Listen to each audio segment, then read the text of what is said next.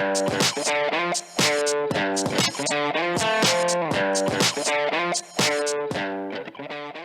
everyone, my name is Jenica, and today I am going to show you how I make a puffed bubble quilt.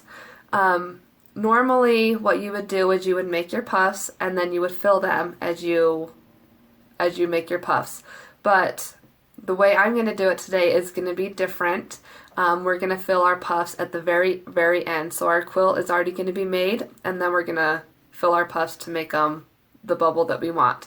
The reason that I'm doing this or showing you it this way because I made a bubble quilt where I made all of the puffs first, and when you sew your puffs together you have to sew it down like this. And when it was filled, it was so hard to push both of the bubbles down and to get it to go through my sewing machine, and it was really a pain, and I didn't like doing it that way. So I would prefer doing it the way I'm doing it, and I just want to show you how to do that. So pretty much I'm going to treat you like you're my long lost sister, and I'm going to tell you everything that I'm doing, so in case I ever die, you will be able to make this quilt without ever asking me a question. So let's get started.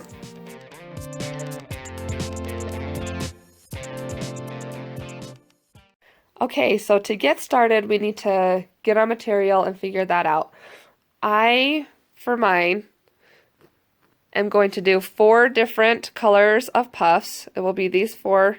That will be the puffs. I got satin for my ruffle that I'm going to go around the quilt, and then this is just some old material I had left over from another project I did that will be the back of the quilt. And then you just need some cheap material to be the back of your puffs. This was an old pillowcase that I cut up. Okay, once you have your material, I got 1 foot of each. So 1 foot of this, 1 foot of this, 1 foot of this, 1 foot of this. And I did 1 foot of the satin as well. And then once you get that home, I cut each of these, my puffs, into 5-inch squares, and I definitely recommend a cutting board. Do not do it all by scissors because it will take forever. And then the back side of your puff, these are 4 inches. So get these all cut up. It does take kind of a while. I do recommend a big cutting board.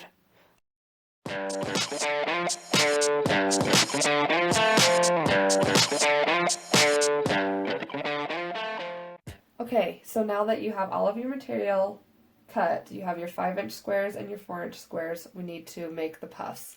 And you'll need to make all of the puffs now, and so we can go on to the next step. To make a puff, you're going to line up your squares first, like that. So the back side looks like that. We're going to do this side first. So you're going to line it up. I am not going to pin. There are ways where you can pin, and it takes a lot of time, and I'm not going to do that because this way's a lot faster. So I'm going to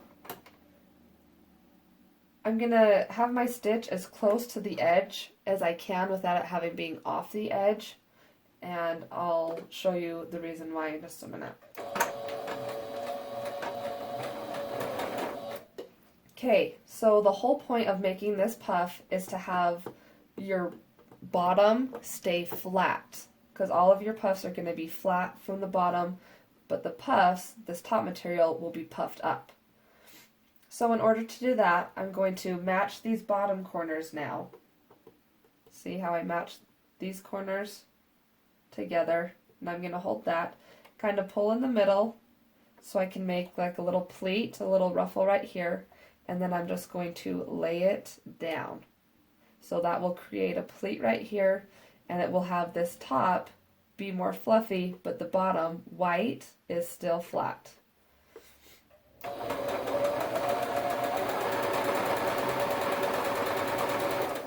Okay, so I go to the end, I stick my needle in my material, and I'm just going to turn it. I'm going to do the same thing. I'm going to take this corner and match it to this corner, so those corners are the same. Now, Sometimes if my pleat is right here and it just won't go over where I want it, you can just stick your finger in, kind of push up to the top, and wherever you do that, you can push your pleat. So if I want it over here, sometimes you can just twist the material with your fingers. You just kind of have to play with it until it goes exactly how you want. So I'm going to stick it over there a little ways, kind of stick it under my foot if I need to, my presser foot. Then I fold down, so the white's still flat, I just have one pleat on top.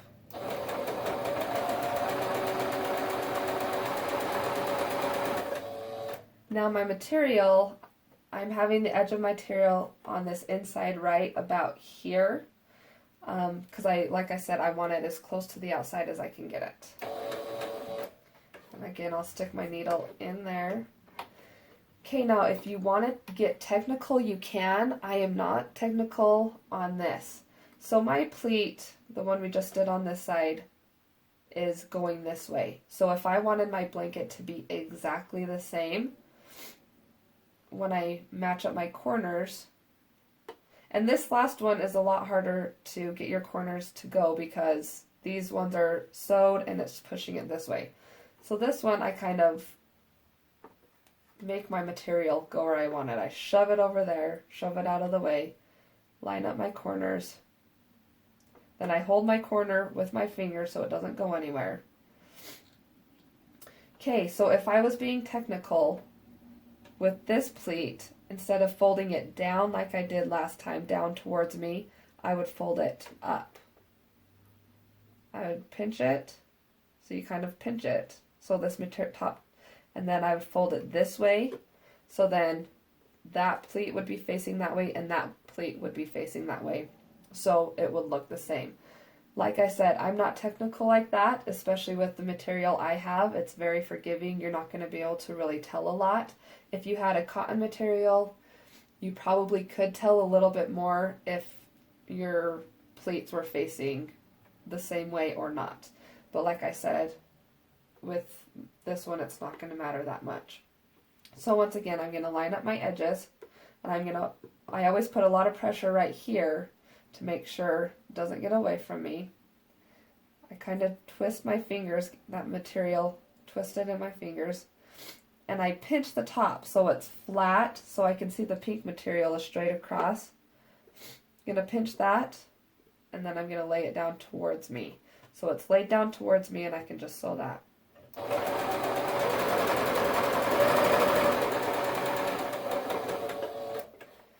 And I stuck my needle in. I stick my needle in so when I'm moving my fabric can't move off. If my needle wasn't in there, I would pull it out and then my string would come out. Then I'd have a big loop in my string, and I don't want that.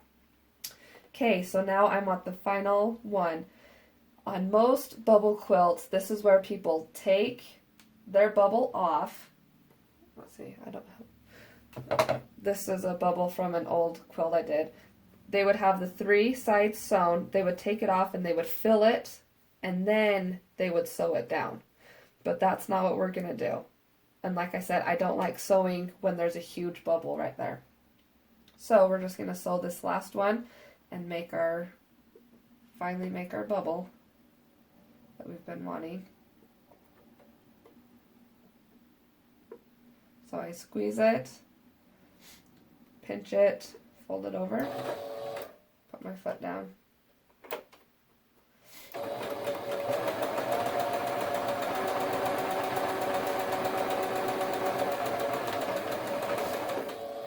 Back stitch when you get to the end. Okay, so here is our bubble that we just made. There's lots of room on top, so we can have that filled with batting to make a good bubble. And then our back should just be straight and flat like that. So this is very time consuming. Out of my material, I did, like I said, I got 1 foot of each material. I was able to get about 24 squares from each color. So I'll have 24 white, pink, purple, and blue. And so I will have about 100 of these to make. So just know that this is a time-consuming process. It will take me about 4 hours to make all of the little bubbles. Also, what I wanted to say was the seam, like I said, I wanted it close to the edges. Once we, on the next step, once we get it laid out, we're going to be putting the bubbles together. So this seam will actually not be shown because we're going to have another seam that goes right along right here. So when you open it, oops, I did that the wrong way.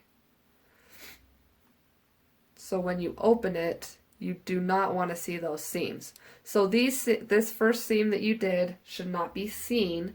So like I said, you try to get it as close as you can, and the next seam we do will go in just a little bit more so you don't ever see this first seam that you did. But that is our bubble. It looks really good, super cute, and I'm really excited. And this project just gets funner and funner as you go along because then you start seeing the bubbles forming and stuff like that. Okay, one more thing when you're making your bubbles. Since I don't have this pinned, when you stick it in here, sometimes this bottom catches and your top slides off when you're trying to slide it under your foot. So you need to definitely be aware of that when you line these up, I'll use a different color. When you line these up and you stick it under here, I make sure I hold really tight to this, and I keep holding it until I get it exactly where I want it under my foot, because like I said, it's not pinned.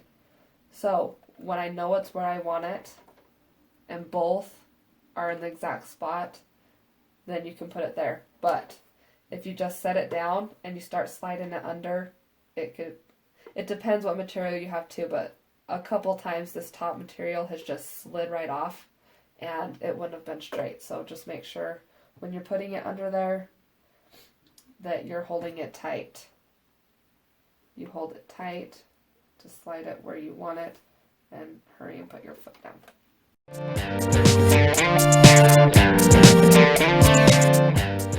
Okay, you guys, I am so excited about this blanket. So after you're done making your puffs, the fun part is putting it all together. So I went through, kind of made a layout. I like doing my random. So I laid it out how I wanted it. This is the time where you want, if you want like pinks and then blues and then purples and whites, if you want a pattern, you lay it out how you want it. But it gets really fun.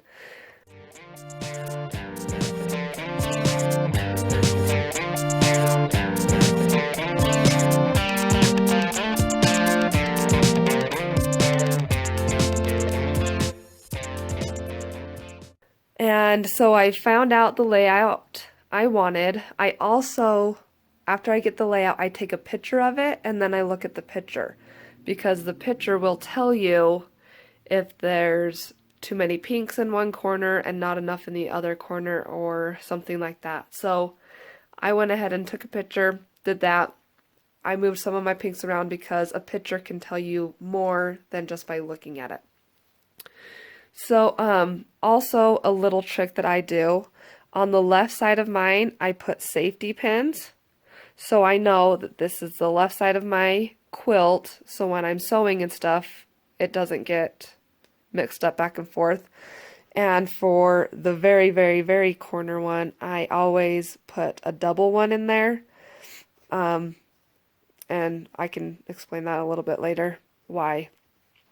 So now what we need to do is we're going to sew our rows, and I always sew the shorter length across. If I were to start at the top and sew all the way down, I would have to sew all of these down together instead of just doing it short. So do the short edge. I've done a couple already, but I'm going to show you how I do it. So I already started with these 3 I've done. These 2 I've already sewed together. This one's just done. So what you're going to do once you have your puffs right in order, start right here and you just take one, because now we have to take it to the sewing machine. I'm just putting these right on top of the other. We're going to take these to our sewing machine. Okay, so now I have the pile that we just got. And I'm going to take the top one, the one with the safety pin, and I'm going to take the next one and I'm just going to lay it right on top. and I'm going to match up my corners, and I'm just going to sew a straight stitch. Now my material is super, super, super silky and fine, and sometimes it slides off when I'm taking it to my sewing machine, and since I'm not pinning, a few times I have had to pin at the top to make sure it doesn't slide away, but this one's doing okay. So I'm going to stick it right there.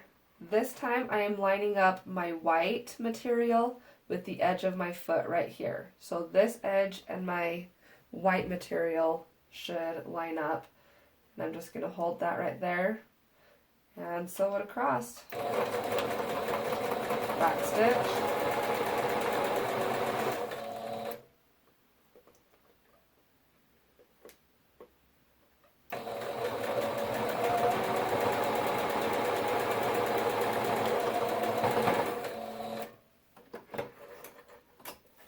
Okay, and you open it and you can see how your puffs are together. Now earlier I told you the first time you sewed around to have your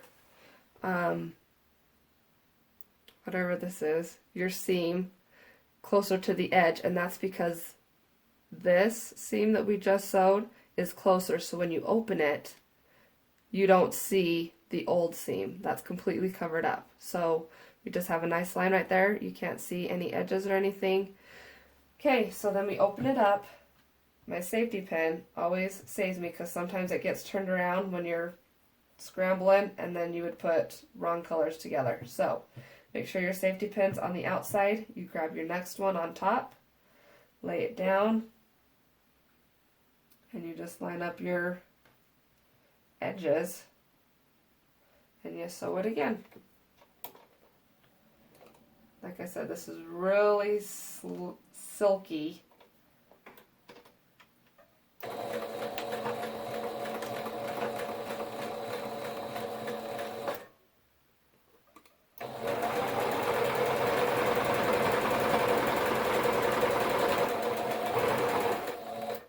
This part is going by way super fast. It's been amazing.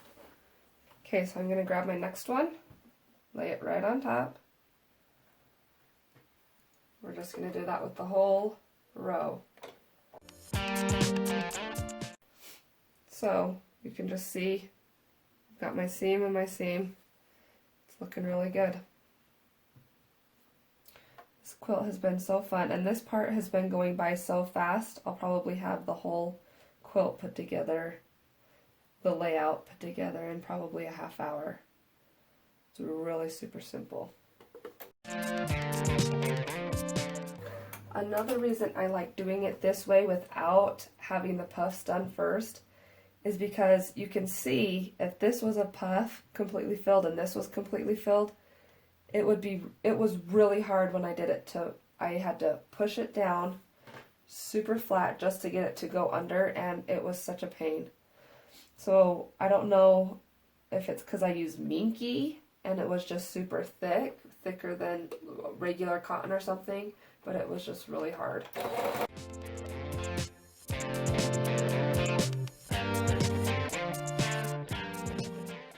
Look how cute it is. It's coming along so good. Okay, so now we have finished one row. I'm going to go grab the other row and we're going to stick another row on. Okay, so this was my very bottom. I have the two safety pins to show you that this was the very bottom corner, because right now this is where it gets complicated. If things were to get switched up, I would say, oh crap, which one do I do it on? Should I do it down here? Do I do it up here? But my safety pins have helped me a lot, so it's been great. Okay, so what I'm going to do now, my safety pin's on this side, so I know it's going to be over here. I just flip that right there. Now, sometimes all of mine might not have been straight or added up right, so when I am going to sew this, I'm going to sew all the way down here. As I'm going, I just need to make sure that these seams, this seam and this seam, match up as I'm going, so when I get to the end, I don't have one that's super long or super short. so when I get to the end, it will be perfect. So I'm gonna get my corners, put my corners together. These ones are gonna match up nice, which is always nice because I'm not the greatest sewer. So when it does, it's always a treat.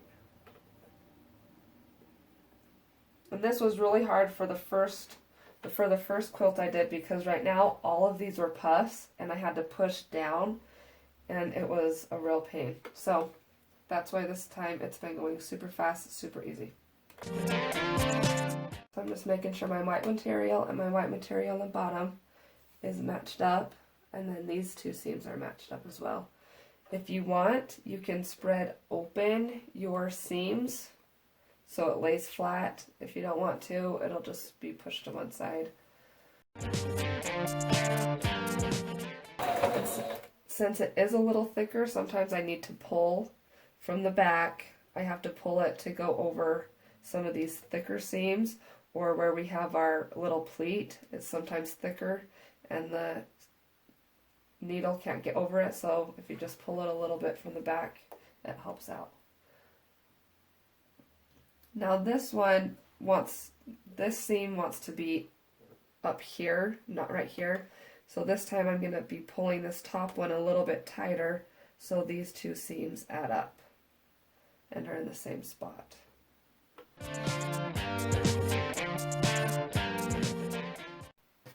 This top one is supposed to be that much shorter, so I really need to pull it to make sure that it, see that?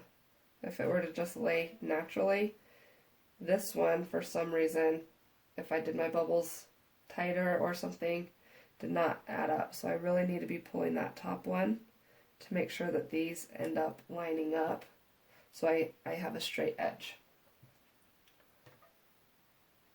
Okay, I'm just going to hold these.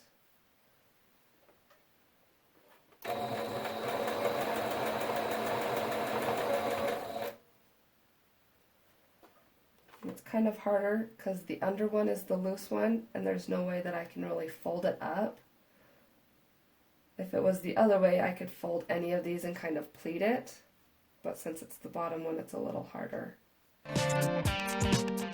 But it worked out.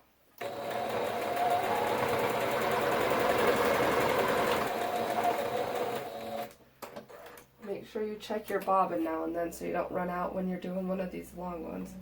Okay, and look how cute it looks so far. It's coming along very, very nicely. Let's see. Our corners matched up again. Our sides are looking good. And my safety pins are all on the same side, which means we're doing a good job. The quilt is in the same format that it was when it was on the bed. So just continue to make rows and keep adding the rows until it's all done, and then we're so almost done.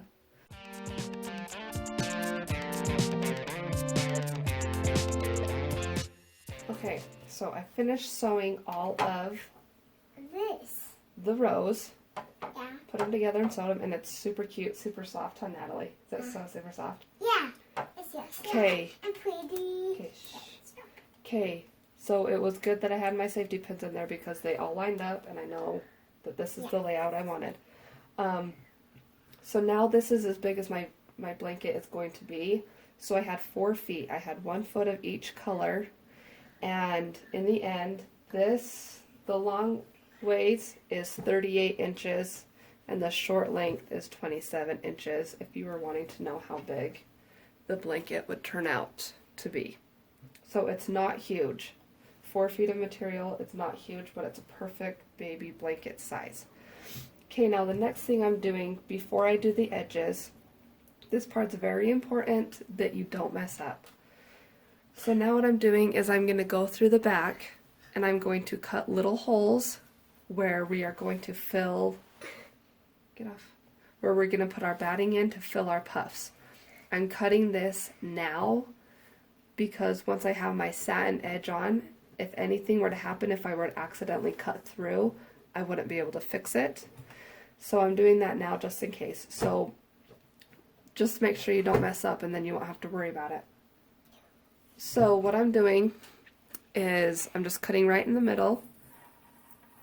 Make sure you don't cut through. If you happen to cut through, let's say my scissors went too close and I cut through to this end, if you do that, you would be able to put it back through and just sew this way, so then you couldn't see it. If you did it the other, yeah, you just cannot mess up on this part. Do not cut through your seams. So I've done a couple rows already. This is just what I'm doing right now. I'm right here. Okay, so I kind of pinch it in my fingers. That's what I've been doing, and it's been working great. I've pinched it in my fingers. I know that there's only the white material that I have.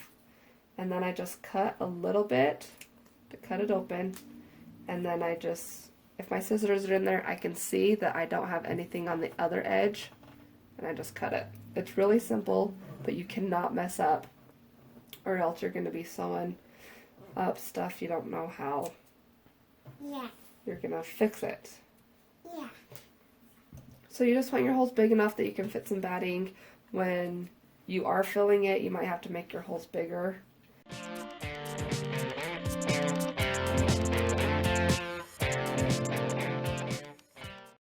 Okay, so I've got all of the holes cut in my blanket, and now I'm working on my satin edge. So what I've done is I cut my satin to be 7 inches thick this way, and the perimeter of my blanket is 130 inches. I am going to need double the length for this, so I will need 260 inches of satin to be my border. Since I'm going to ruffle it, you need twice the length, so you can I'll show you how I'm gonna do the ruffle part, but it needs to be twice the length. I only got 1 yard of I only got 1 foot of this. I am going to need 2 feet in order to make it long enough. What I did is I just cut the 1 foot that I had into 7 inches, so I have 2 of them. I will sew these together to make it one long piece, and then I'll need that same amount again. So right now we'll just go and sew these together. Okay, so I'm sticking my nice sides together. So the shiny side is right there. And I am just going to do a quick seam down this.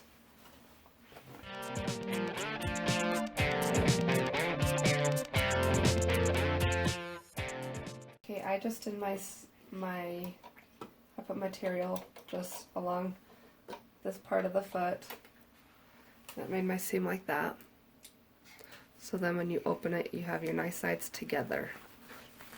And I will do that with 2 more pieces, so this will be very, very, very, very long. But that just is a simple seam.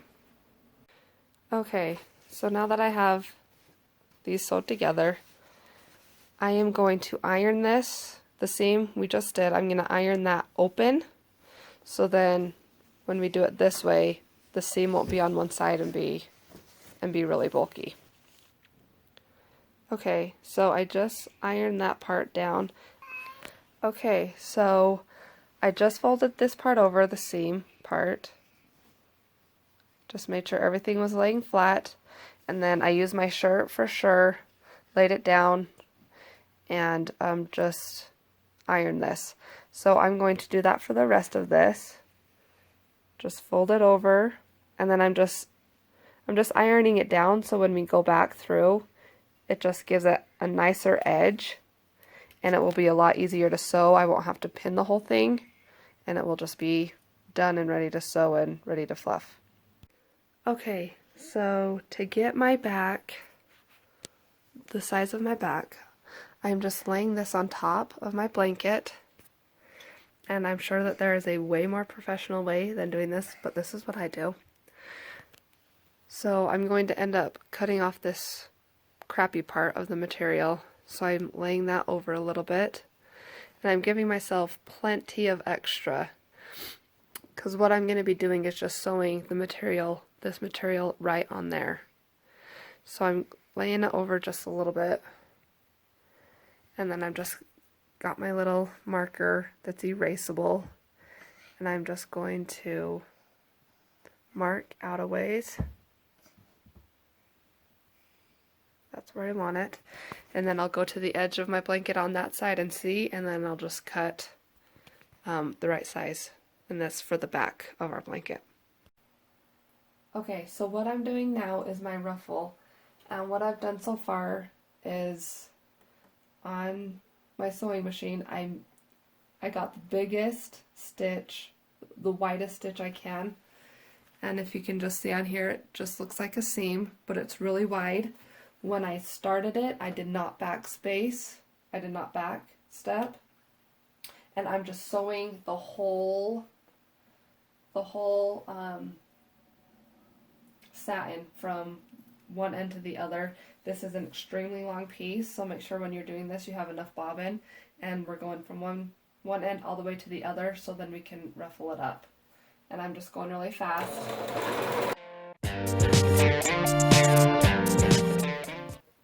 Okay, and I did not backstitch. I'm leaving plenty of string.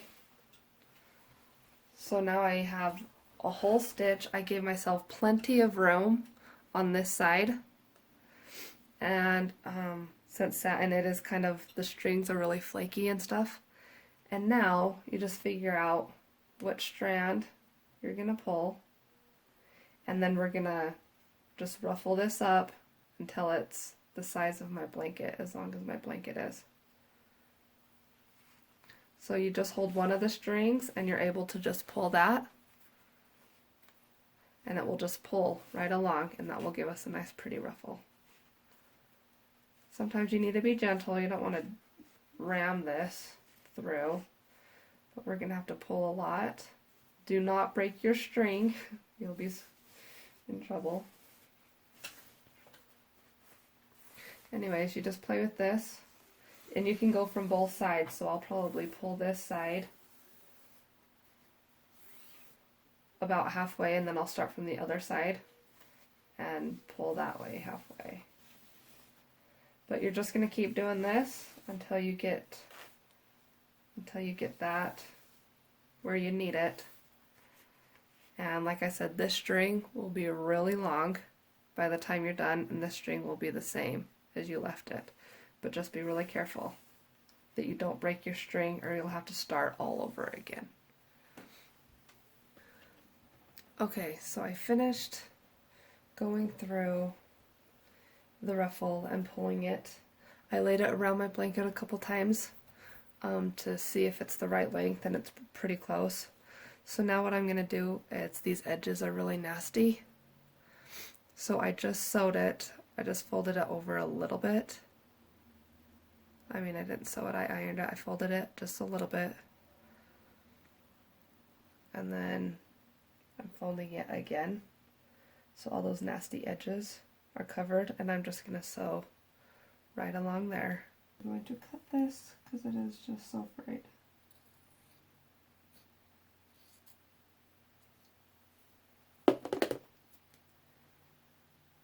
Cut that, just the edges are so frayed. There we go. Folding it in a little bit, and again.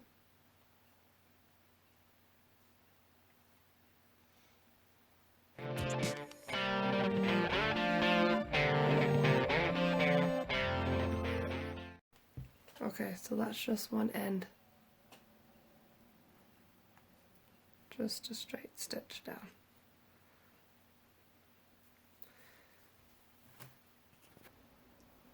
Okay, so I got my ruffle, finished doing it.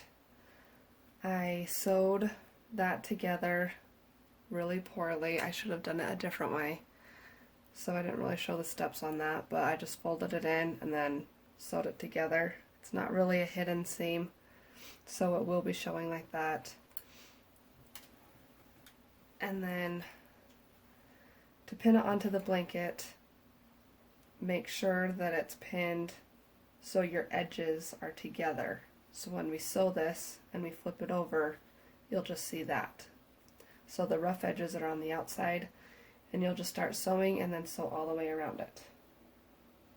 I'll just start at the corner.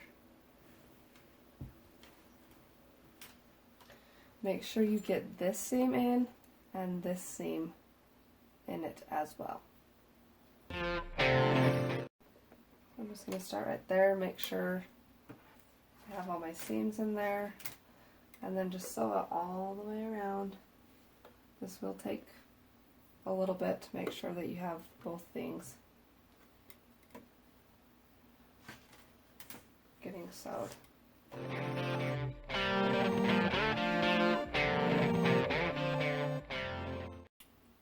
And I just forgot to put my machine back to the regular thing, so my stitch was a lot bigger, so I'll just go over that when I get there.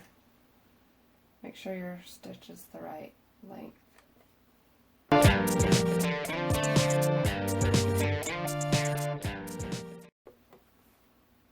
My bobbin is getting low, so after I finish this corner I'll probably have to redo that.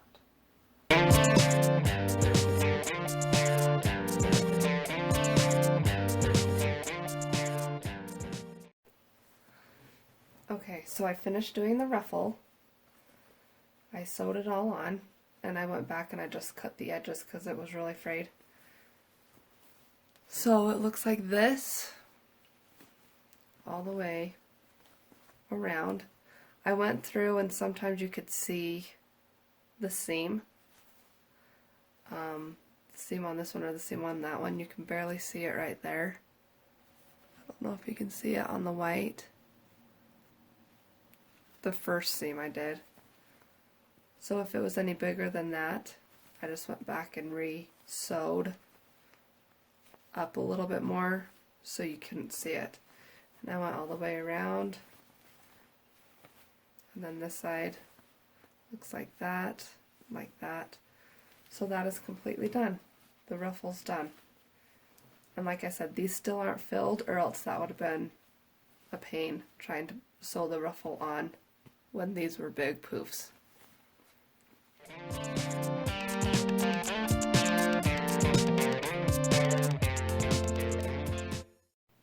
Okay, so now that the ruffle's on, time to put the back on. I just set this on the back over that. Make sure you put your ruffle in, and then you lay that on top. And I've already sewed this first one. I pinned it a lot because it's moving around a lot. So you have your bad side, your ruffle's on the inside so you can't even see it, and then that. And I just pinned it straight across, and then I'll pin down the other side and just pin around. Make sure when you do sew it, you leave a big gap so you can flip it inside out when you're done, and then you'll have to hand stitch the part that you left open. But once it is sewed on and it's flipped inside out, it'll look like this. So this will be the back. The ruffle is coming out, and the ruffle is out on that side as well. So if you make sure your ruffle is on the inside when you sew this, ruffles on the inside, it will turn out good, so when you do flip it, it's right where it needs to be. Perfect. Okay, so I finished doing all of the edges. I will go back and trim this so it's not so long. And it went all the way around. And then this is the part I left a big space open so I can pull it through.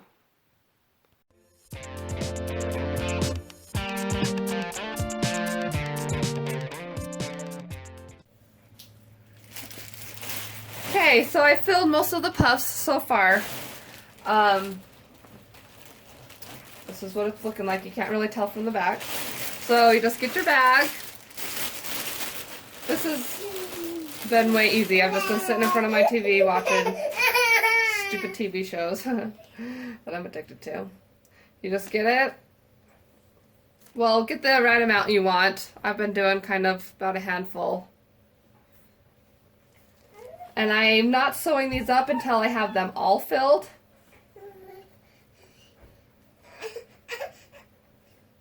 So then I can flip it over and see if any needs more or less or what it is.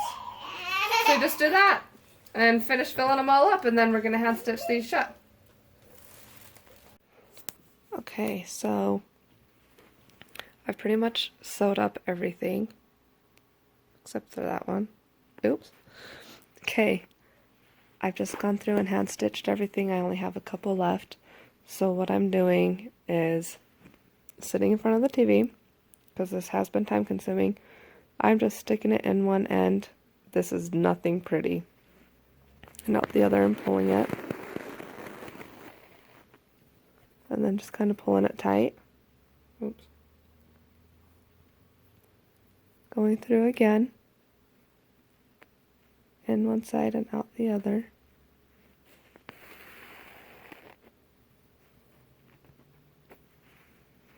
And then I'll just keep doing that. And what I've been doing is once I finish one, instead of knotting it and redoing it every time, this string, I knot this end and then just keep going, just tie it, and then anyways, it just keeps it going so I don't have to keep re-knotting it. But this has taken a while, so I've just been sitting in front of the TV and it hasn't been bad. Okay, so now that our whole quilt is done, we have to sew this huge hole closed that we had to flip it, and this is the hardest part for me. I am not good at this, and if my aunt is watching, I'm going to be very embarrassed because she's really good at quilts. Okay, so what I've done is I went through and I pinned these all down so I know exactly how this is going to be done, and then I'm just taking my needle and I'm just stitching through. Stitch, and then pull up, stitch, pull up, stitch, pull up, stitch, pull up, and I'm just going through like that. But pinning it like this has really helped me, because then I know exactly how it's going to be looking, and then there's not going to be a bubble at the end that I'm going to have to fold over. So make sure you pin it, because that's helped me out a lot. Hi, little brother! Hey! Hi, little brother! Okay, he's excited. We're done with the blanket. We just finished up that. You can kind of see that there's a seam. There are so many other people who are better at closing up seams than I am. The other side, far away, you can't really see it, but there were some spots. Let me see if I can find them. There were some spots where you can see the seams that I just did right there. See how it kind of came through? So that's not the greatest, but when it's laying there, because of the ruffle, you can't see it. But we made a quilt and it's cute, and hopefully Macy will love it her whole life.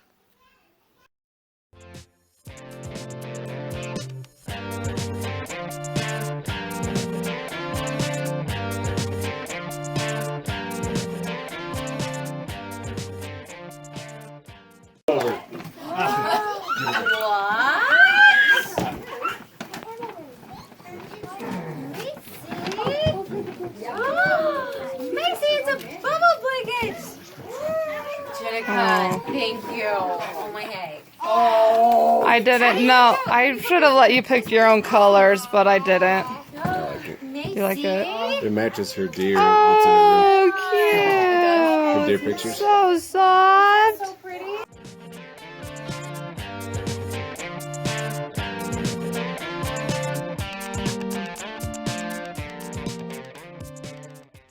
Welcome to Jenica's bloopers. Blah, blah, bloopers. Okay, so my sewing machine is right here, and in order to record, I had to hang up some string that I taped on the ceiling. It went down, and then I would put my phone right in here, like that, and I would situate it or whatever, so then as I was recording, you could see how I was recording on my sewing machine. Yeah, I didn't do that. But look at my awesome invention, because I'm totally awesome.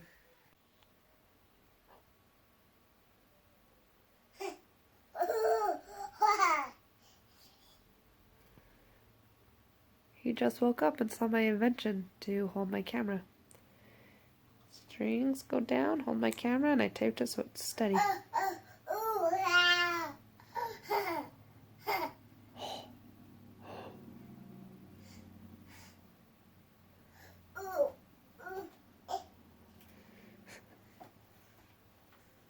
I'm going to fill my bubbles at the very, very last, which is usually opposite of what the normal way to do it. Okay. Hey everyone, my name is Jenica, and today... Hi everyone!